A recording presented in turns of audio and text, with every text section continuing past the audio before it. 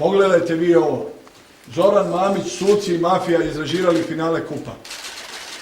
A gdje 8 stranica ti umobolni ljudi, 8 stranica ti umobolni ljudi rade o nečemu što se nije dogodilo.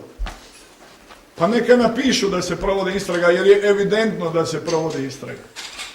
Ali gdje je tu bilo kakav fakt, bilo kakav događaj, bilo kakav razgovor, bilo kakav telefon, bilo išta što potkrepljuje do Zoran Mamić.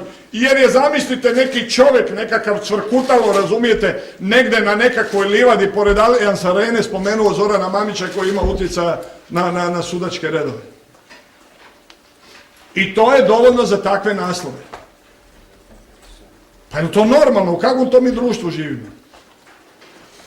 Recite vi meni, sad ja vas pitam, recite vi meni, svi ste vi pročitali novine.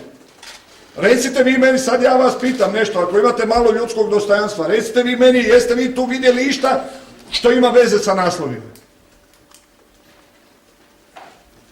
Čovjek koji nikad niti čuo, niti vidio, ni šapine, ni ove, ni one, ko malo Zorana zna da čovjek, možeš ga staviti za najčestitijeg čovjeka na svijetu.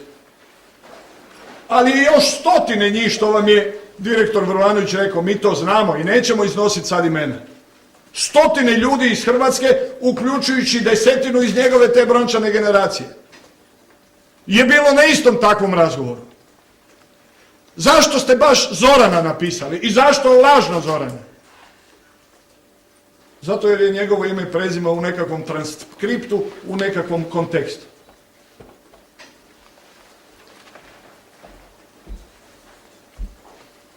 Pa ja ću vam samo reći jedan detalj. Samo jedan detalj jer znam da ga znate. Ali ga niste napisali. Ja neću vam govoriti o drugim ljudima, neću da ih uvlačim nešto što ne želim sebi i svojoj obitelji i svom klubu.